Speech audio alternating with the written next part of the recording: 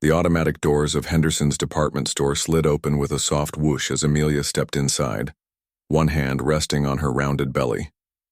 At 7 months pregnant, every simple task felt like a small adventure these days. The cool air conditioning was a welcome relief from the summer heat outside. She shifted the large box in her other arm, trying to find a more comfortable grip. Inside was the baby stroller she'd ordered online 3 weeks ago. When it arrived yesterday, her heart had sunk. The front wheel was bent, and there was a deep scratch along one side, clearly damaged during shipping. Amelia had called the store first, and they'd told her to bring it in for an exchange. Simple enough, she thought. She had her receipt. The item was obviously defective, and she just wanted what she'd paid for. Nothing complicated about it.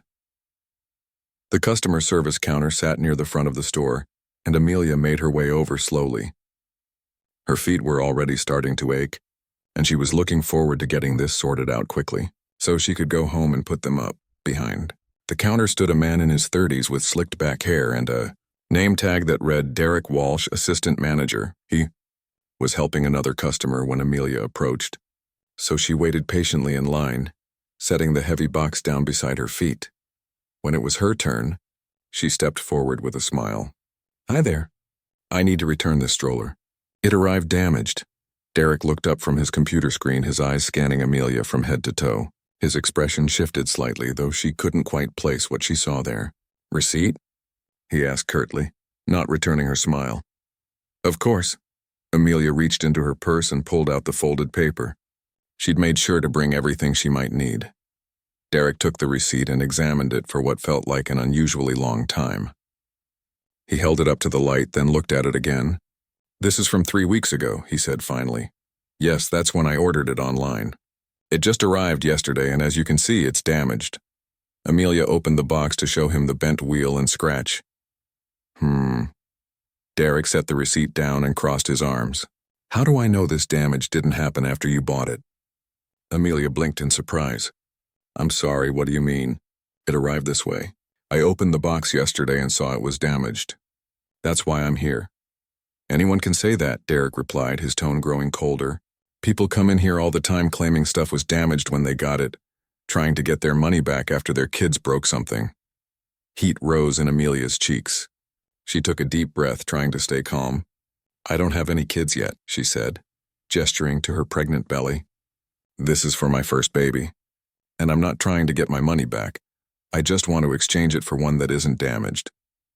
"Store policy says we need to verify claims of shipping damage," Derek said, though something in his tone suggested he might be making this up on the spot.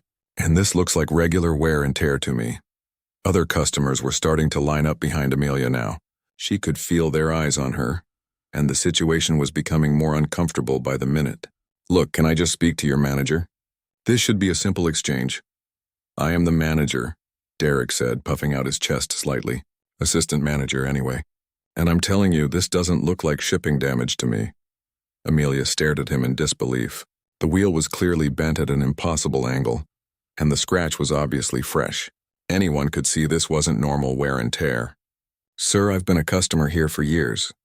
I've never had any problems returning anything before. This stroller was damaged when it arrived. I have the receipt, and I'm just asking for what I paid for." "Years, huh?" Derek's voice took on a mocking tone. "Funny, I don't remember seeing you in here before." "Well, I shop here regularly," Amelia said, her patience starting to fray. "Usually for clothes and household items. This is just my first time buying baby gear." Derek snorted softly. "Right. And now suddenly you need to return an expensive stroller that just happened to be damaged when you got it." The woman behind Amelia in line shifted uncomfortably. A couple browsing nearby had stopped to glance over at the counter. Amelia felt her face growing hot with embarrassment. "I can show you the shipping box if that would help," she offered. "It shows clear damage from rough handling." "Where is it?" Derek asked. "At home. I didn't think I'd need to bring the whole box just for a return." "Convenient," Derek muttered under his breath, but loud enough for Amelia to hear. Amelia felt tears starting to prick at her eyes, but she blinked them back. She was tired, her feet hurt, and she just wanted to get this resolved. "Can you please call your general manager? I think there's been some kind of misunderstanding here." "He's not available," Derek said quickly, "and I'm perfectly capable of handling this myself." The fact is, you're trying to return an item that you claim was damaged, but you can't prove it. For all I know, you used this stroller for weeks and now you're trying to get your money back. That's impossible, Amelia said, her voice rising slightly. I'm 7 months pregnant. I can't use a stroller yet because I don't have a baby. Several more customers had gathered now, some pretending to browse nearby items while obviously listening to the conversation. Amelia felt exposed and humiliated, standing there with her belly prominent and this man treating her like she was trying to cheat the store. Look, she said, trying one more time to be reasonable. I understand you need to follow policy, but this is clearly a defective item. I'm not asking for anything unreasonable here. I just want to exchange it for one that works. Derek leaned back against the counter, a slight smirk playing at his lips. Policy is policy, and I don't see any proof that this was damaged when you received it. You could have done this damage yourself and now you're trying to return it. Why would I damage a stroller I just bought for my unborn baby? Amelia asked incredulously. People do all kinds of things, Derek shrugged. Buyer's remorse. Maybe you realized you couldn't actually afford it. Maybe you found it cheaper somewhere else. I've seen it all. The accusation hit Amelia like a slap. She stood there for a moment, processing what he'd just implied, that she couldn't afford the stroller, that she was lying about the damage, that she was some kind of scammer. Behind her, she heard someone whisper, "This is getting ridiculous." Another person said quietly, "Poor woman. She's just trying to return a broken stroller." But Derek seemed to be gaining momentum from the audience. His voice got a little louder, his posture more aggressive. I deal with situations like this every day. People who think they can just walk in here and demand refunds without following proper procedures. Amelia felt her baby kick, as if responding to her rising stress levels. She placed both hands on her belly protectively and took a shaky breath. All she wanted was to go home, but she also needed a working stroller for her baby. This one was clearly defective and she'd saved up specifically to buy it. "Sir, please," she said quietly. "I'm just a pregnant woman trying to exchange a broken stroller. I'm not asking for special treatment. I just want what anyone would want, a product that actually works." But Derek's expression remained unmoved, and Amelia realized with a sinking heart that this was going to be much more difficult than she'd ever imagined. Derek crossed his arms and shook his head firmly. "I'm not processing this return. The item shows signs of use and damage that didn't happen during shipping. That's final." Amelia felt her heart sink. She glanced around at the growing number of people who had stopped to watch the scene unfold. A teenage employee stocking shelves nearby kept glancing over nervously. An elderly couple pretended to examine greeting cards while clearly listening to every word. "But it's obviously damaged," Amelia said, her voice starting to crack with frustration. "Look at this wheel, it's completely bent. No one could use a stroller like this even if they wanted to. Maybe you should have thought about that before you bought something you obviously can't afford," Derek said, his voice getting louder. Several customers turned their heads at his words. Amelia felt the blood drain from her face. "Excuse me? I'm just saying maybe you should shop somewhere more suited to your budget next time. This is a premium department store, not a discount outlet. We sell quality merchandise to customers who can actually afford it." The silence that followed was deafening. Even the background music seemed to fade away as everyone within earshot processed what Derek had just said. Amelia stood there, one hand on her belly, staring at him in complete shock. "What does my budget have to do with returning a defective item?" she asked quietly. Derek shrugged, but his eyes had a mean glint in them now. "I'm just saying, people who shop here regularly don't usually have problems like this. They understand quality and they know what they're buying. They don't come in here expecting handouts." "Handouts?" Amelia's voice rose despite her efforts to stay calm. "I paid full price for this stroller. I have the receipt right there. I'm not asking for a handout, I'm asking for a working product." "Well, maybe next time you should save up a little longer before making big purchases," Derek said with a condescending smile. "Or maybe consider shopping somewhere that offers, payment plans for people in your situation." The young employee stocking shelves had stopped working entirely now, staring at Derek with an expression of disbelief. An older woman in line behind Amelia made a disgusted sound and shook her head. Amelia felt tears threatening again, but this time they were tears of anger and humiliation. "My situation? What exactly do you mean by that?" "Oh, you know what I mean." Derek waved his hand dismissively. "Young, unmarried, pregnant. probably struggling to make ends meet. I see it all the time. People bite off more than they can chew and then expect stores like ours to fix their mistakes. I'm married, Amelia said through gritted teeth. Not that it's any of your business. And even if I wasn't, that has nothing to do with returning a damaged item. Sure you are, Derek said with obvious disbelief. That's what they all say. Where's your husband then? Why isn't he here dealing with this instead of sending his pregnant wife to fight his battles? The cruelty of the comment took Amelia's breath away. She felt dizzy suddenly, the stress and exhaustion combining with her pregnancy to make her feel faint. She reached out to steady herself against the counter. Are you all right, honey? Asked the older woman behind her in line, stepping forward with concern. She's fine, Derek snapped. She's just being dramatic because she's not getting her way. I am not being dramatic, Amelia said, but her voice was shaking now. I'm 7 months pregnant, I'm tired, and I just want to return a broken stroller. This shouldn't be this hard. Well, life's hard, Derek said coldly. Maybe you should have thought about that before getting yourself into this situation. The elderly man by the greeting cards finally spoke up. Young man, that's enough. You're way out of line here. Derek whirled around to face him. Sir, this is between me and the customer. Please don't interfere. I'm not interfering, the older man said firmly. I'm witnessing. And what I'm witnessing is completely inappropriate. Maybe you should mind your own business, Derek shot back. This is my business when I'm standing in your store watching you treat a customer like garbage, the man replied. His wife nodded vigorously beside him. Derek's face was getting red now. Look, everyone needs to calm down. I'm just following store policy. This woman is trying to return an item that she damaged, and I'm not going to let that happen on my watch. I didn't damage anything, Amelia exclaimed. Why won't you believe me? Because people like you lie all the time, Derek said, the words tumbling out before he seemed to realize what he was saying. The store seemed to go completely quiet. Even the background chatter from other areas faded away as people absorbed what they'd just heard. People like me? Amelia asked, her voice barely above a whisper. Derek seemed to realize he'd crossed a line, but instead of backing down, he doubled down. People who come in here trying to scam the system. People who think they deserve something for nothing. People who don't understand that actions have consequences. The teenage employee had pulled out his phone and was holding it low, clearly recording. The older woman behind Amelia had her phone out too. Other customers were following suit. This is unbelievable, someone muttered. Are you getting this? Another person whispered. Derek noticed the phones and his expression changed. Hey, you can't record in here.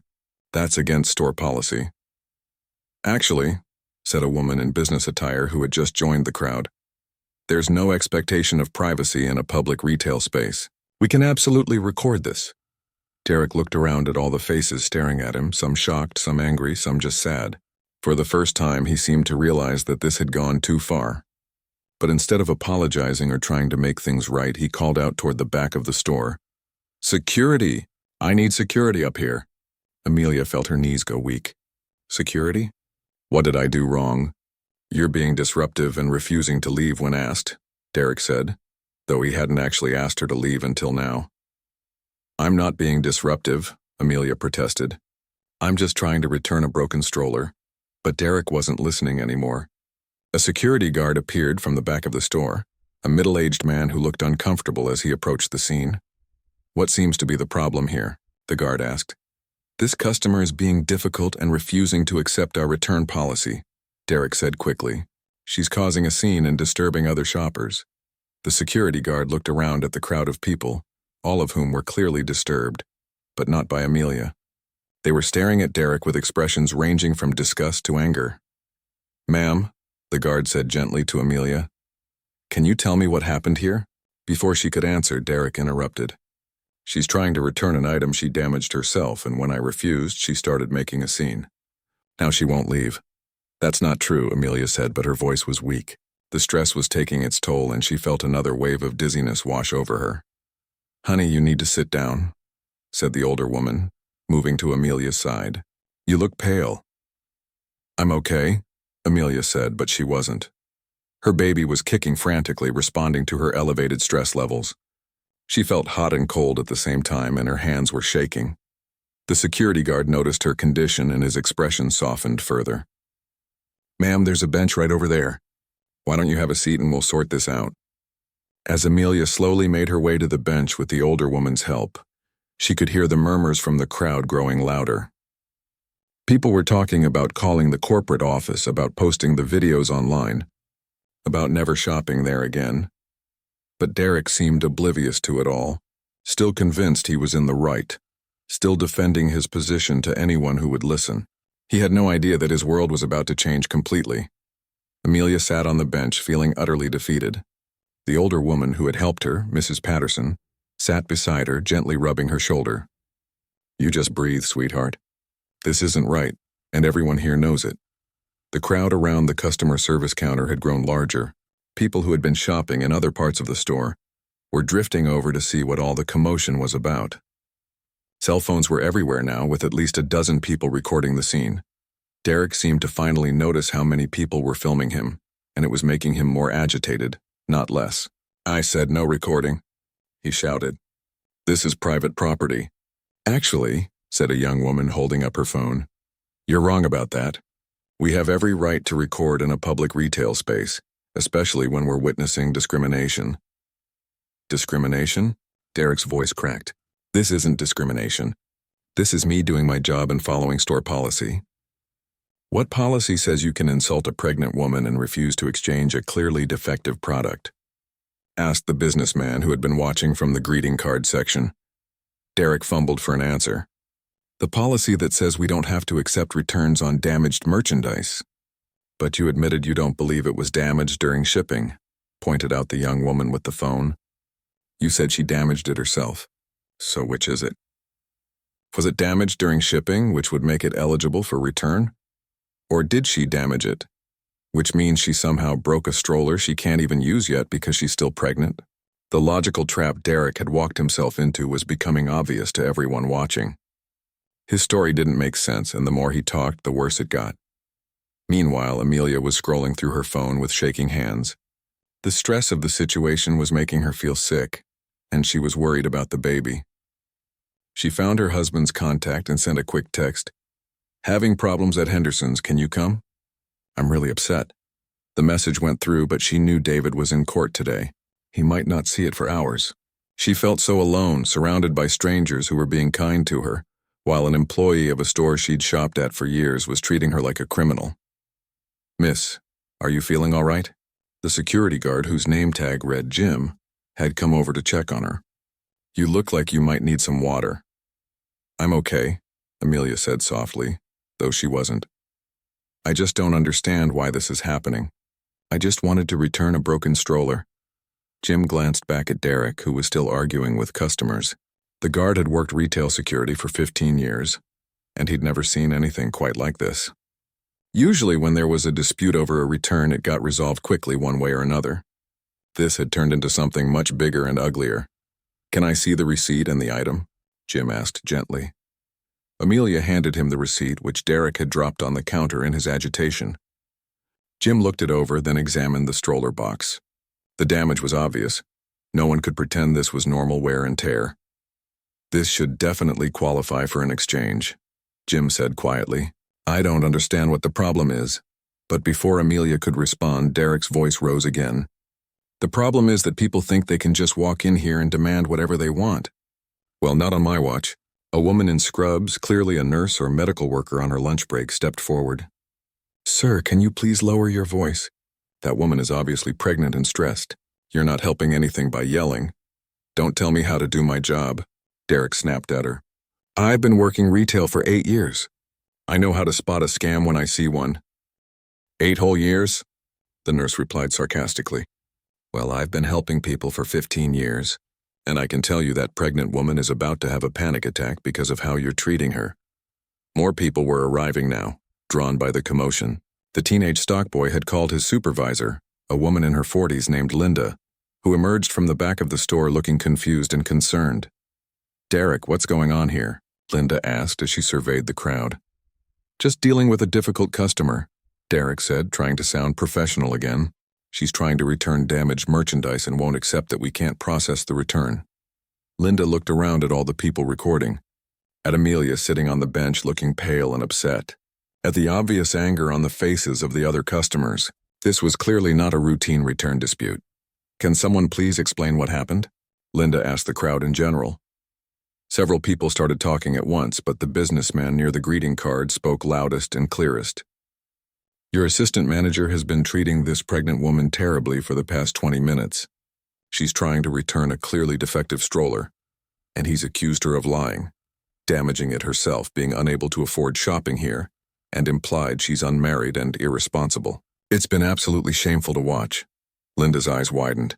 She looked at Derek, who was starting to realize he might be in serious trouble. Derek, is this true? I was just following policy. Derek protested. She couldn't prove the damage happened during shipping. It's a bent wheel and a deep scratch, Linda said, looking at the stroller box. This is obviously shipping damage. Why wouldn't we exchange it? Because people like her always try to take advantage. Derek burst out. The crowd went silent again.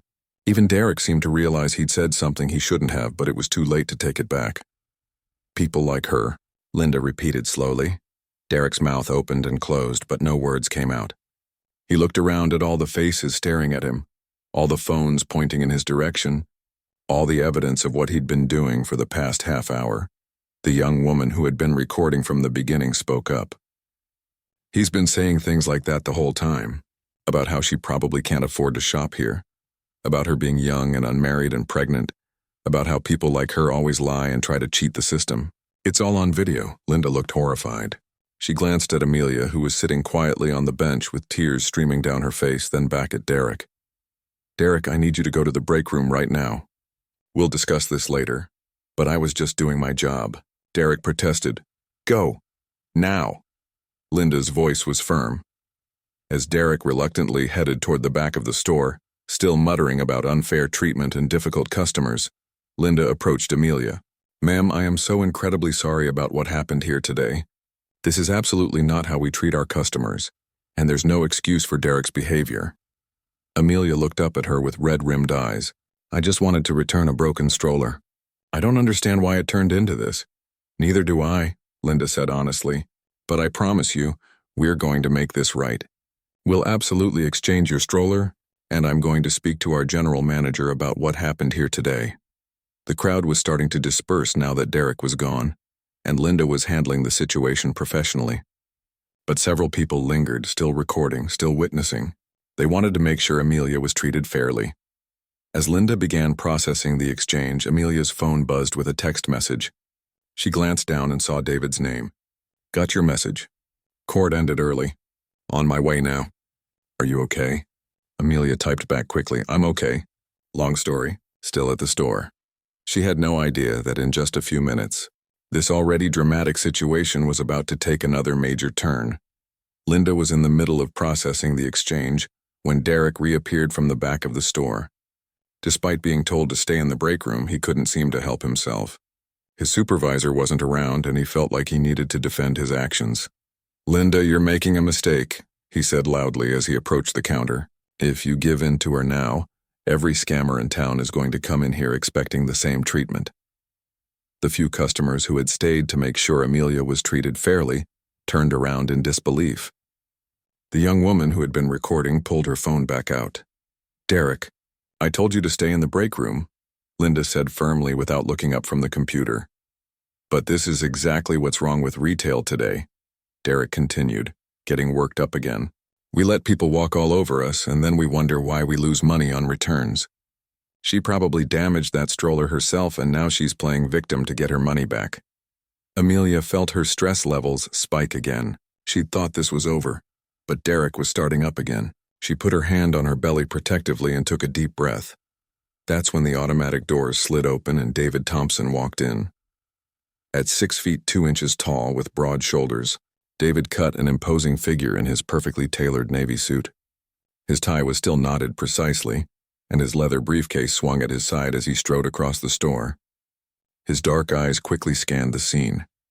His pregnant wife sitting on a bench looking upset, a crowd of people with phones out, and an agitated employee arguing loudly near the customer service counter. David had been one of the city's top civil rights attorneys for over a decade. He'd handled discrimination cases against major corporations, argued before state supreme courts, and built a reputation for being calm, methodical, and absolutely relentless when it came to protecting people's rights.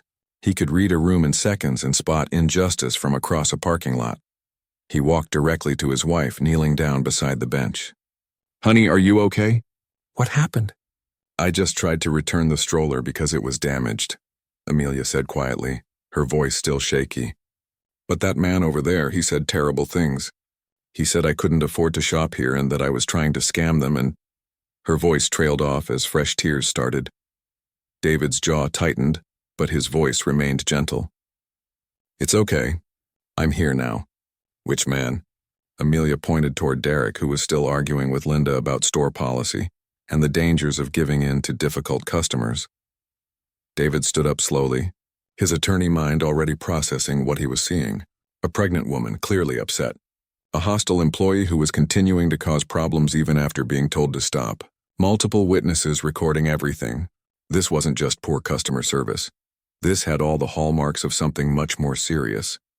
He walked calmly toward the customer service counter, where Derek was still holding forth about the problems with modern retail. "Excuse me," David said politely. "Are you the person who was helping my wife with her return?"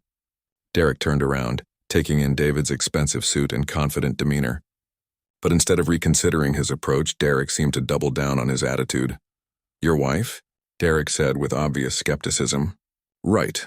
And let me guess, now you're here to try the same scam she was pulling." Several people in the remaining crowd gasped audibly. Linda looked like she wanted to disappear into the floor. David's expression didn't change, but those who knew him would have recognized the subtle shift in his posture. He was shifting into attorney mode. "I'm sorry, did you just accuse my wife of running a scam?"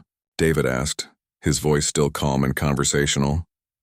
"Look, buddy, I don't know what game you two are playing, but I've seen it all before," Derek said, pointing an accusatory finger. "Young woman comes in with a sob story. Then when that doesn't work, the husband shows up to intimidate us into giving her what she wants. Well, it's not going to work." David reached into his jacket pocket and pulled out his phone, calmly opening the voice recording app. "I'm recording this conversation," he announced clearly, "for everyone's protection.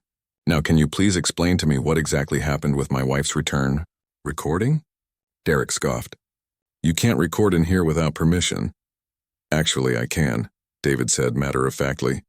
"This is a public accommodation, and I'm documenting what may be a civil rights violation. But more importantly, can you please explain what happened?" The word civil rights violation seemed to hang in the air. Linda looked alarmed. A few of the remaining customers pulled out their phones to start recording again. "Civil rights?" Derek laughed nervously. "Oh, come on. This is about a return, not civil rights. Don't try to make this into something it's not." "I'm not making it into anything," David said calmly. "I'm simply asking what happened. My wife came in to return a damaged product. She had her receipt. The product was clearly defective. What exactly was the problem?" Derek's confidence was starting to waver, but he pressed on. "The problem is that she couldn't prove the damage happened during shipping. Anyone can claim something was damaged when they got it." "I see," David said, pulling a small notebook from his pocket and writing something down.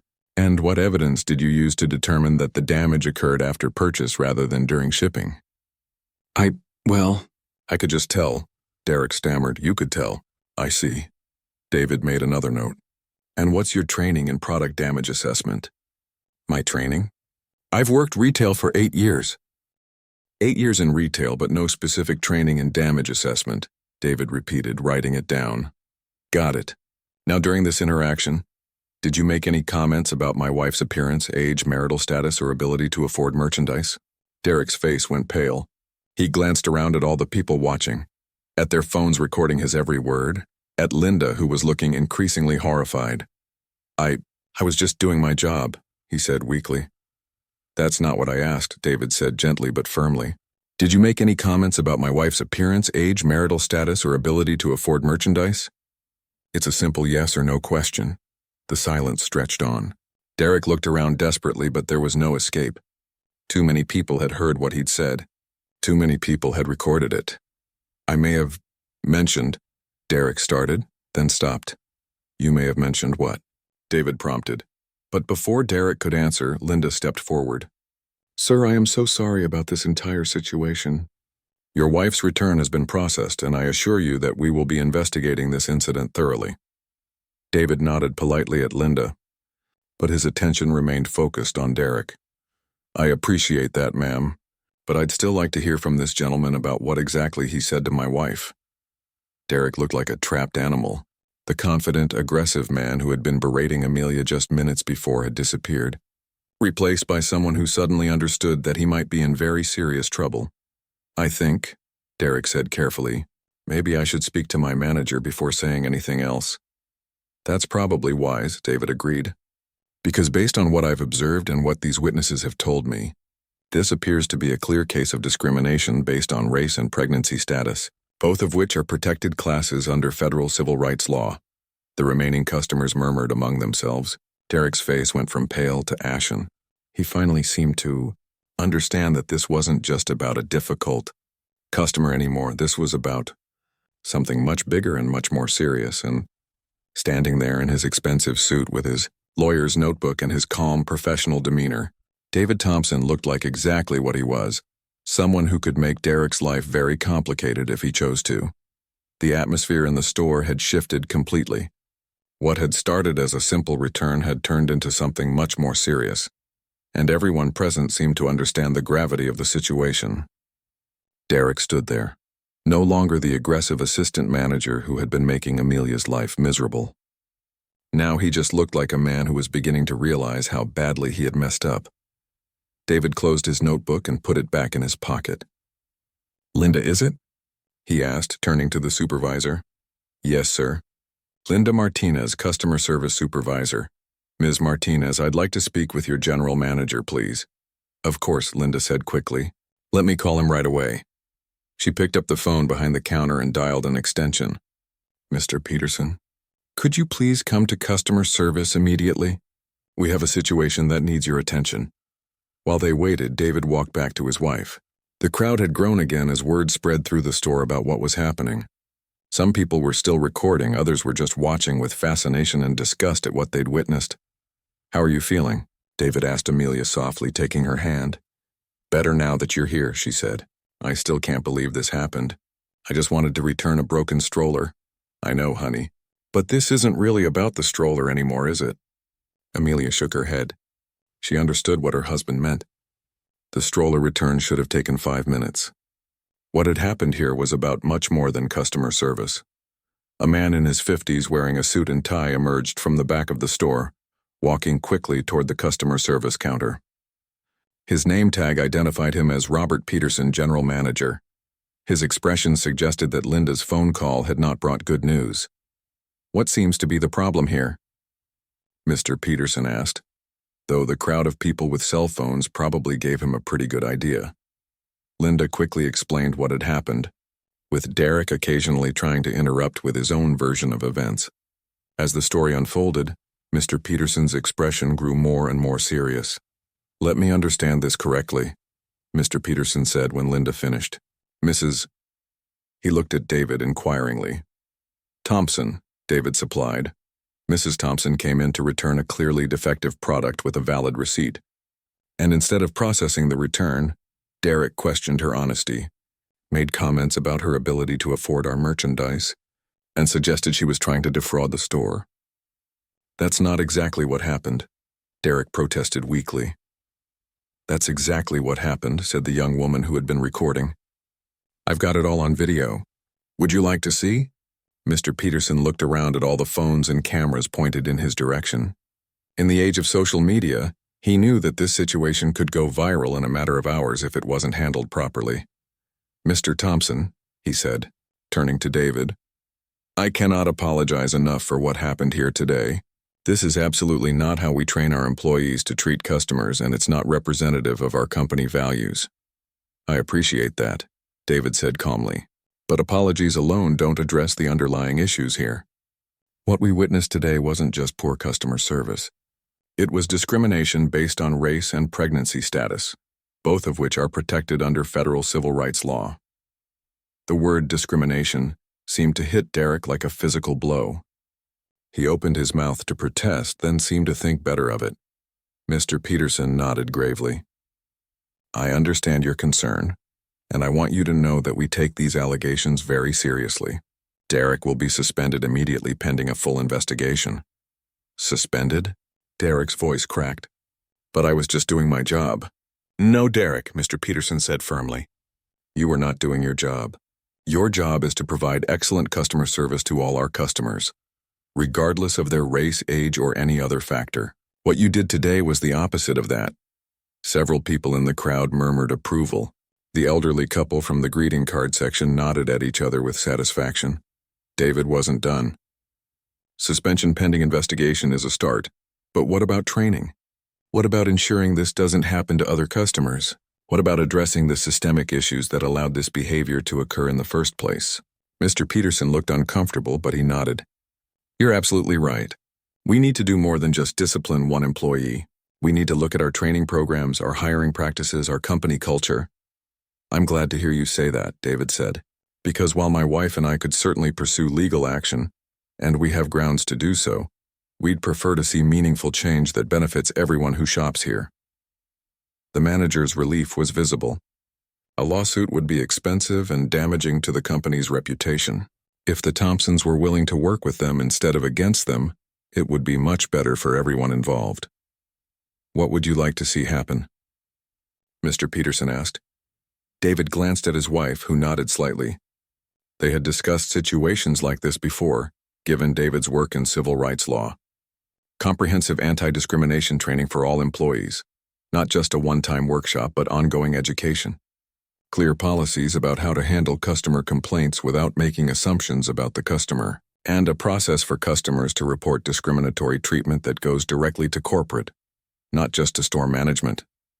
"Done," Mr. Peterson said immediately. "Anything else?" "An apology," Amelia spoke up quietly. "A real one. Not just 'I'm sorry this happened,' but acknowledgement of what actually occurred here." Mr. Peterson looked at Derek, who was still standing there looking shell-shocked. "Derek, do you have something to say to Mrs. Thompson?" Derek looked around at all the faces watching him, at the phone still recording, at his boss who was clearly furious with him. When he spoke, his voice was barely audible. "I'm sorry. I was wrong. What I said was inappropriate and hurtful, and there's no excuse for it." It wasn't the most eloquent apology, but it sounded genuine. Amelia nodded acceptance. "There's one more thing," David said. "The people here today who witnessed this incident and stood up for my wife when she needed help. They deserve recognition. Too often, people see discrimination and do nothing. These folks did the right thing." Mr. Peterson looked around at the remaining customers, many of whom were still holding their phones. "You're absolutely right, and I want everyone here to know that what you witnessed today is not acceptable, and it's not who we are as a company." Over the following days and weeks, the videos from that afternoon did indeed go viral. But instead of being a public relations disaster for Henderson's department store, it became something of a success story. The company followed through on all their promises, implementing comprehensive training programs and new policies. Derek was ultimately fired, not just for his treatment of Amelia, but for violating multiple company policies and creating a hostile environment. More importantly, the incident sparked conversations about discrimination in retail environments and the importance of treating all customers with dignity and respect. Several other major retailers reached out to David and Amelia to ask for advice on their own anti-discrimination policies. The young woman who had recorded the initial incident, Jessica Chen, became something of an advocate herself, creating social media content about the importance of being an active bystander when witnessing discrimination. Mrs. Patterson, the elderly woman who had comforted Amelia during the ordeal, became a regular customer at the store specifically to monitor how employees treated customers of all backgrounds. As for Amelia and David, they got their replacement stroller without any further issues. But more than that, they had used a difficult situation to create positive change that would benefit countless other customers in the future. 3 months later, when their baby was born, they brought little Michelle to the store for her first shopping trip. The staff, now properly trained and genuinely welcoming, cooed over the baby and made sure Amelia had everything she needed. It was a reminder that sometimes the worst situations can lead to the best outcomes if people are willing to stand up for what's right and work together to create change. The broken stroller had been fixed long ago, but more importantly, The broken system that had allowed Derek's behavior to occur had been fixed too. And in a world where discrimination still happens far too often, that kind of systemic change was worth more than any individual apology or settlement could ever be.